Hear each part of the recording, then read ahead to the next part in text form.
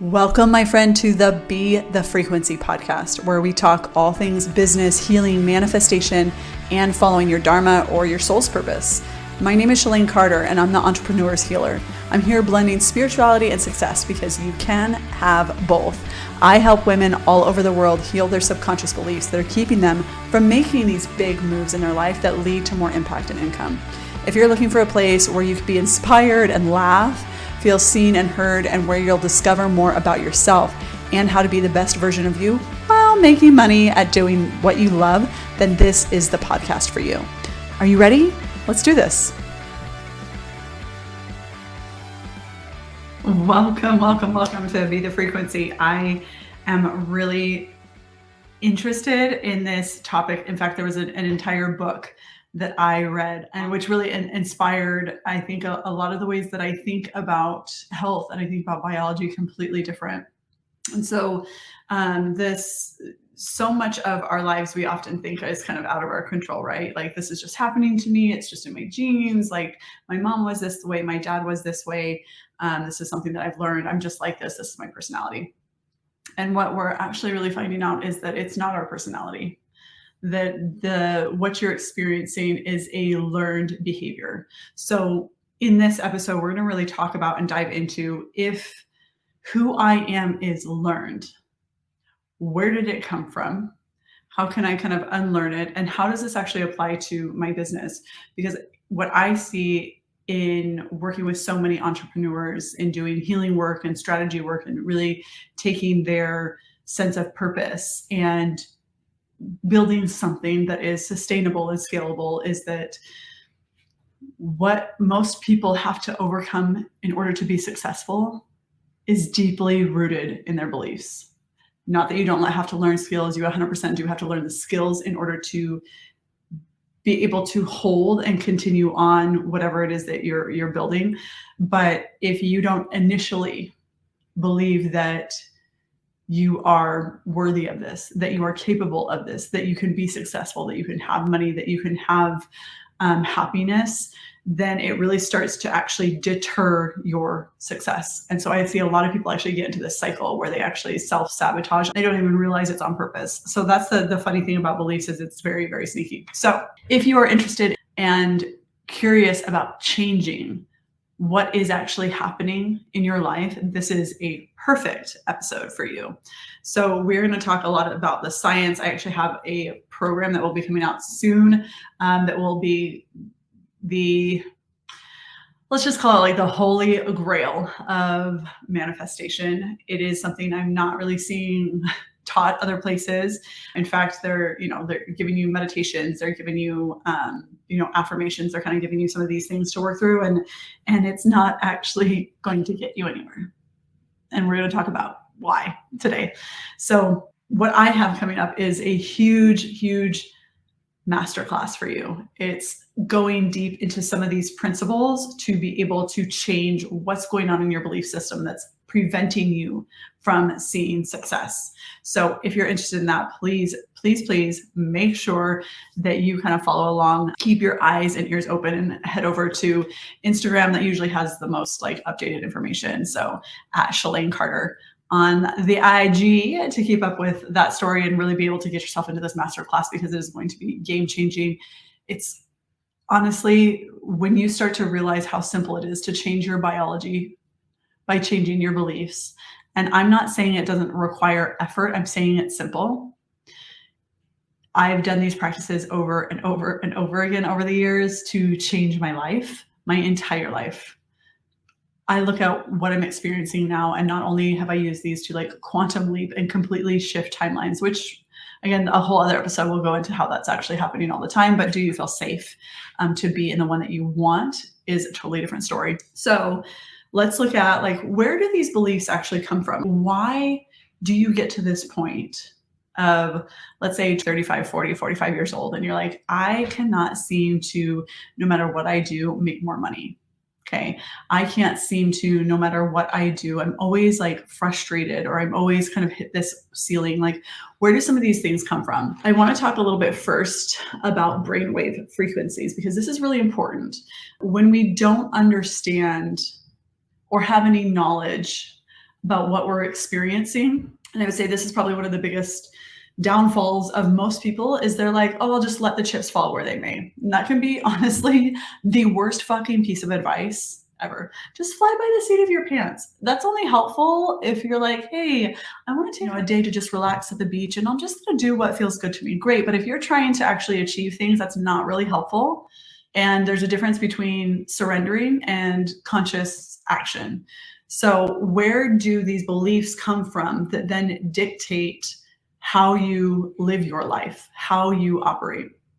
So I've got a lot of like nerdy science facts that I want to share with you. So just so that you're aware of what's actually going on when you are first born and how this actually develops.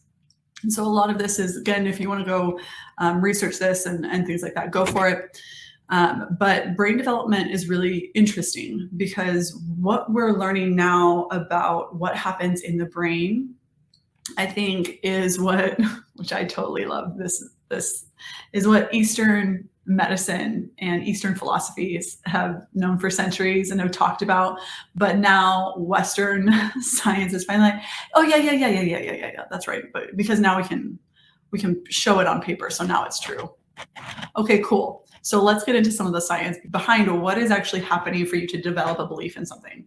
So between the time that you are born, I would even say in utero, to about 2 years old, you are only in delta frequency. So what is delta frequency? I mean, maybe ask yourself that. Do I have any recollection of what delta, if somebody's been like, oh yeah, like that's actually the sleep state in adults. And so you wonder why it's really hard for infants to like stay awake for very long. And what is actually happening is within the brain, it is only hitting delta brainwaves, very, very slow oscillation of frequency. So they are only absorbing. They are not analyzing anything. They are not creating anything. They are just absorbing. So when we say that kids are a sponge, this is actually what we're talking about. In delta, you are restorative. You are just absorbing. There is no, think about when you are actually like sleeping, you know, and this is the part where you're growing and repairing and doing all these things is during that delta state when you're asleep. Think about that as a baby, but your eyes are open, which is so freaking wild. So you wonder why, you know, kids, you know, when they're first born, they sleep, I think the first 3 weeks, they sleep like 20 out of the 24 hours of the day. They're actually awake and alert very little. And even when they are, they're actually not processing anything. They're not having like an analytical thought. They're not looking at their surroundings and forming opinions about anything. They're only absorbing. When I think of this, I think, well, that's really fascinating. So many times and even I've said this because I didn't have the knowledge of this, you learn all of your beliefs by the time you're 8, which is true. I would even go as far as to say before you hit 2 years old, the core function of who you are and how you will operate in the world has already been learned. Because all you're doing is absorption. All you're picking up on is sound, light, feeling, like vibes, energy.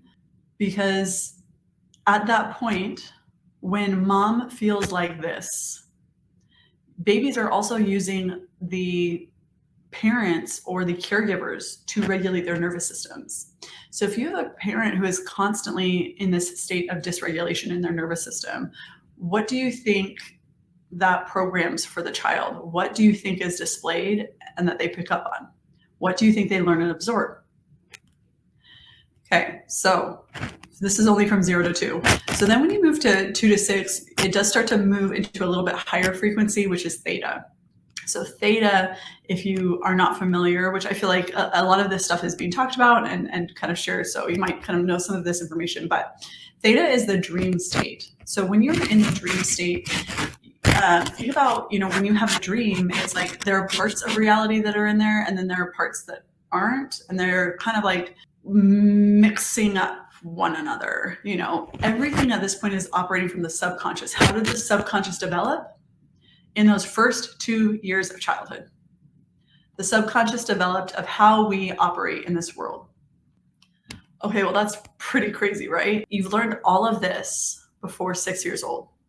So this is a part of the reason why there's like play and imagination and their world. You ask them to pretend to be something and they have no problem slipping right into it, and they stay in it for long periods of time, and they'll kind of come in and out. Whereas an adult, if you tell an adult to like pretend to be, Peter Pan or pretend to be a duck, they like do it for a second and they're like, okay, cool, can we move on? Because they don't identify with that state of consciousness anymore. Their brain is not in that frequency where the dream world and the reality are blurred. Okay, so all during this time, you're at, let's say, 6 years old, okay? Your only brainwave state has been one of either one, absorption, or two, from the subconscious, where it's dreamlike. This is also a lot of, again, processing. The subconscious initiates about 90 to 95% of our day. Thoughts we think, behaviors, personality. So all of this is really formed very, very, very early on. And that's not to say like, oh, it's your parents' fault. If anything, the opposite. Once it's a learned behavior and you're aware that it's a learned behavior, it is now your responsibility. So as we're moving, okay, so now we're 6 years old. Okay, from 6 to about 12, you start to pick up a little bit more and you slip into more of this alpha state. So this is, I would say that when most meditators, when they first start sitting down and they kind of get into these kind of states where they are alert and awake, but extremely relaxed, right? And they maybe kind of come in and out of this like thinking brain, that's more alpha. You're starting to actually use more of your brain. And when you're doing this, you're also starting to, I wouldn't say so far as analyze and think, but there's a lot more like daydream where you're like awake and alert and you're aware of your body and things like this. This is kind of what hypnosis is getting into, is like lower states of alpha, and trying to slip into that theta state. Is that, I mean, even when you kind of get lost in a project, you're in alpha state. So for instance, I was painting some furniture and I was just painting and like listening to some music, and I just like there were no conscious thoughts. I was just painting. This is kind of where like the dancer becomes the dance, right? When the dance stops, the dancer is still there. But like when you're dancing, you're there. You're not thinking about your grocery list. You're not thinking about all these things. You're just moving. You're just dancing. So these states are picked up on. I mean, we as adults get into these often, but I think where we feel most comfortable is the next one. As adults, we feel most comfortable in beta. Beta is lots of analyzing, lots of processing of opinions and judgments and criticism and analyzing the world around us. And here's where we have our biggest problem. Okay, so then the highest frequency is gamma, which you dip into every once in a while. I would say if you watch The Queen's Gambit, if you haven't watched it, this won't give it away. You watch The Queen's Gambit and how in her mind, it's like she gets so like hyper focused. She's like playing the game, like in her mind, like on the ceiling, and like these things are happening before they're happening. I would say that's gamma. Olympians who have these like bursts, they get bursts of gamma frequencies when they're running or whatever they're doing to compete, where they are so hyper focused, it's kind of like everything else like falls away a bit. And it's almost like seeing the experience and living the experience before it's actually happening. But those are few and far in between. And most of us live in beta. When we live in beta, we really start to identify with who we think we are. You fucking think you're a mom? You think you're, some hotshot who makes, 6 figures a month? You think you're this person, you think you're a yogi, you think you're whatever. You really start to now judge yourself based on your environment. And what really starts to create most problems for most people is they stay so hyper focused in that area. They stay in this brainwave state, and they kind of get, this is where this conditioning of who they think they are starts to happen, as they identify so much with their surroundings and they're analyzing it, and they're so comfortable in that they feel uncomfortable in the sense of creativity, in the sense of freedom. Well, in order to change, you actually have to tap into those states of alpha, of theta, of lower frequencies.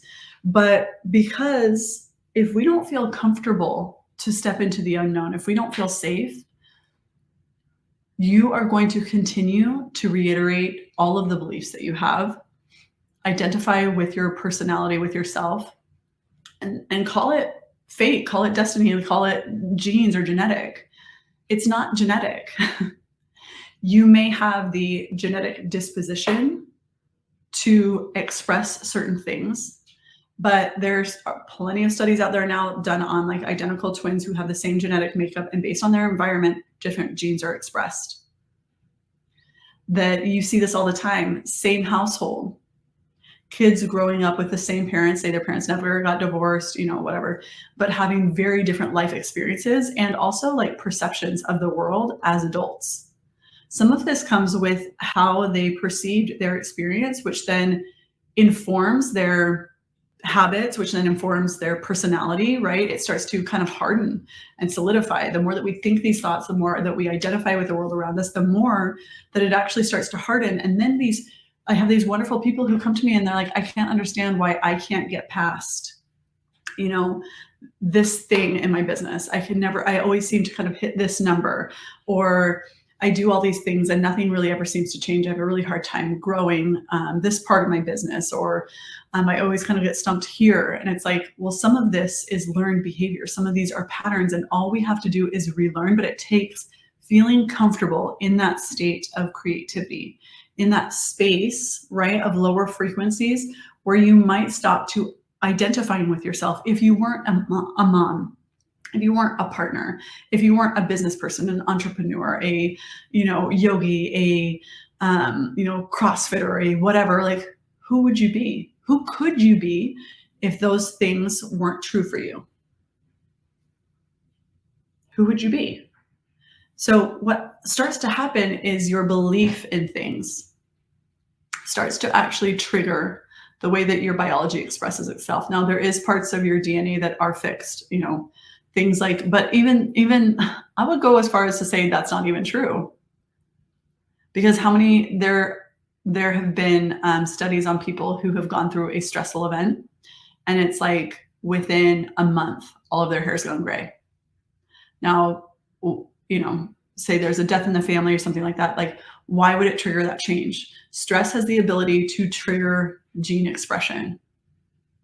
So in that sense, stress can be both good and bad, right?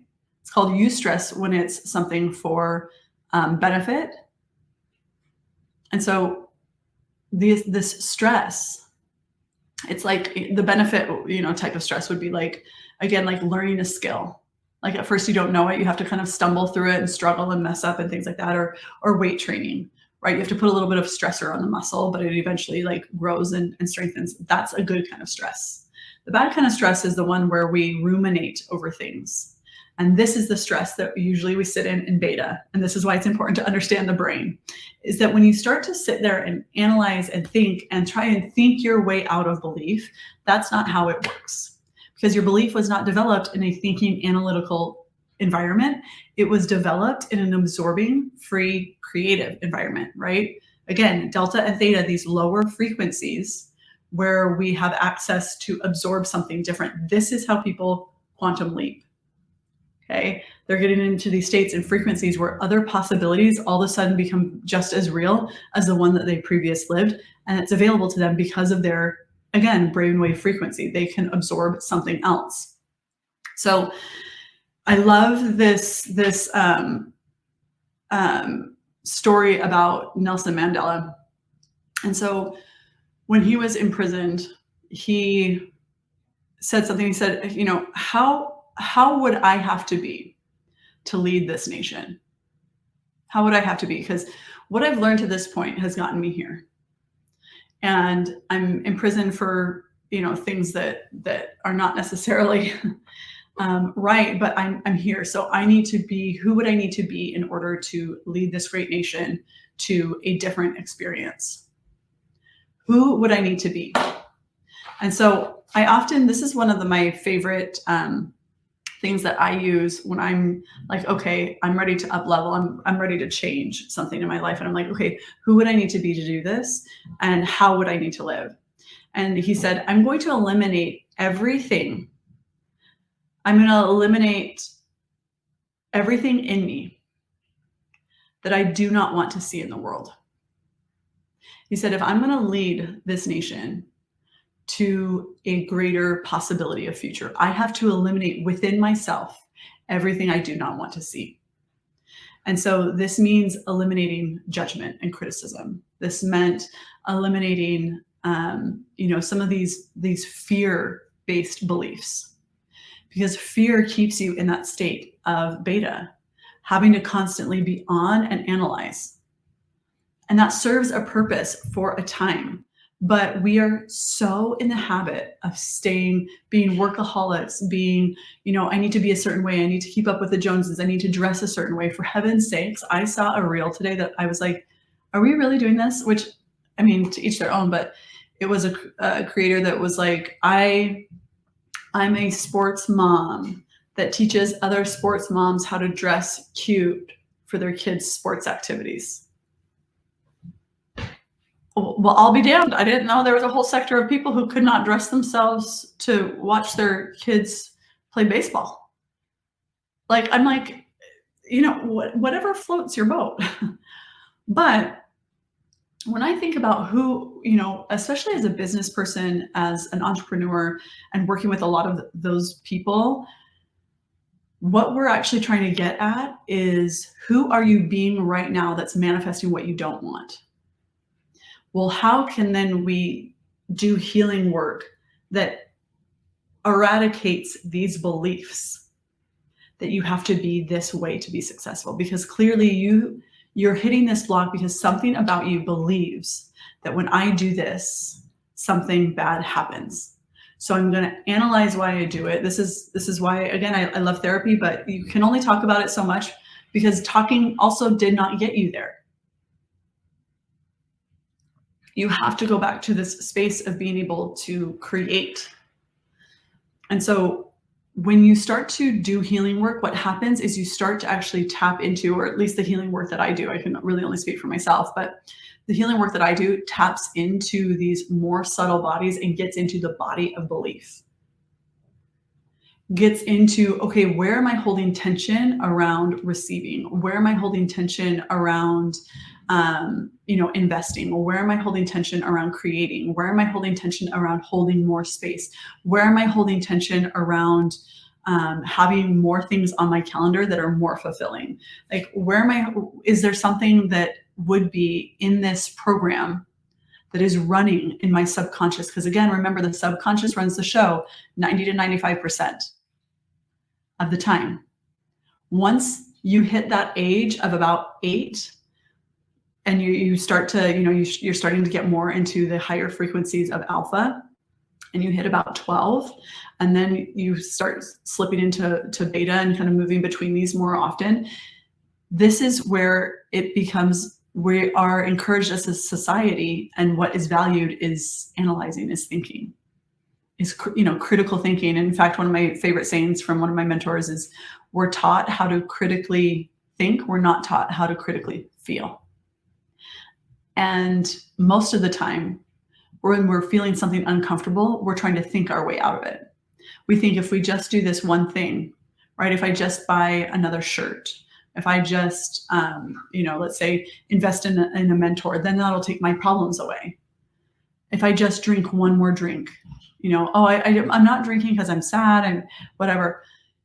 It doesn't really matter. You're starting to use different habits to avoid feeling. So when we're starting to look at, even again, what's going on in your biology, one of the fascinating things that I feel like is one of my gifts and skills is I can pretty much just look at somebody, move, talk, walk, and I can tell you what's going on in their belief systems. I can watch people, because your biology doesn't lie. Your biology doesn't lie. It's always representing what's going on in your beliefs. So I had a really great session with one of my clients one time, and we worked a lot around the space of her chest and her heart, opening up to receiving more, receiving not just more. I think sometimes when we say receiving more, we often think money, but like love, opportunities, experiences that feel expansive to her.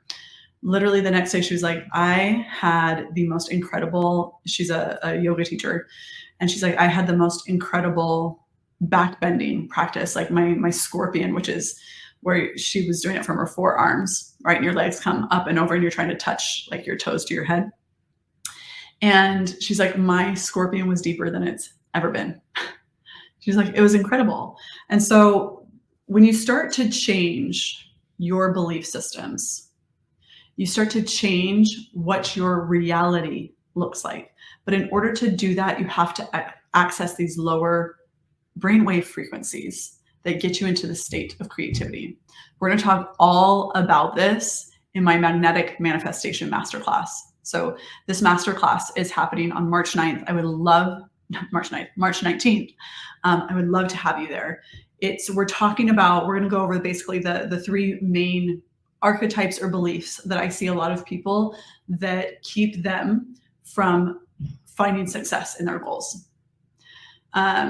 These three beliefs are kind of these core common threads. So you're going to have other ones, but these are kind of the main ones. And when you start to do work on these ones, it really does start to have a trickle down effect.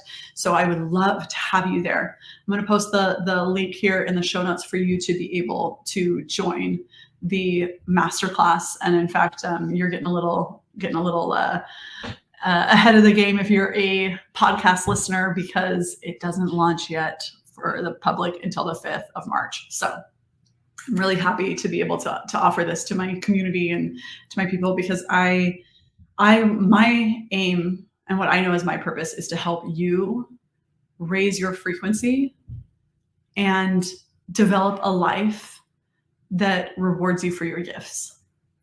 And when you start to heal some of these belief patterns, when you start to literally change the frequency, when you start to be the frequency, this is when your life changes. But you can't do that if you're holding on to beliefs that keep you manifesting the old you. You have to slide back, be able to get into the subconscious, have a practice that does that, and then be able to access the beliefs that are keeping you from changing what you're experiencing.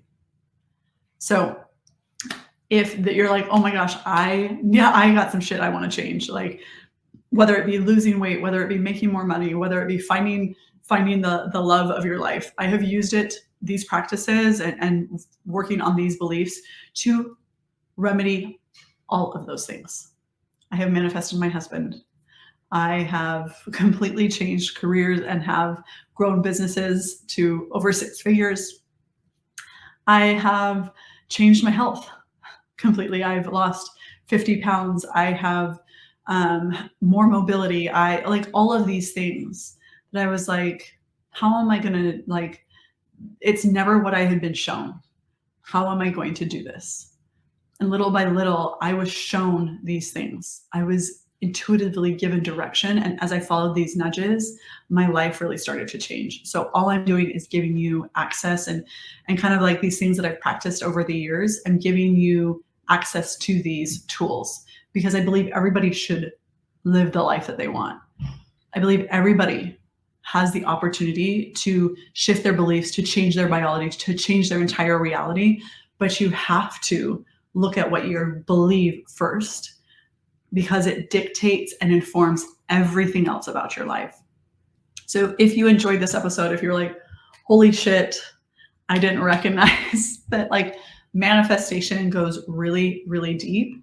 And if you're like, oh my gosh, I would love to learn more about that. I would love to have you in my magnetic manifestation masterclass. It's understanding how to be a little bit more magnetic by changing your beliefs. So if that's for you, go ahead and click the link in the show notes. And again, if you want up-to-date info and kind of all the goodies that I offer, head over to Instagram at Shalane Carter.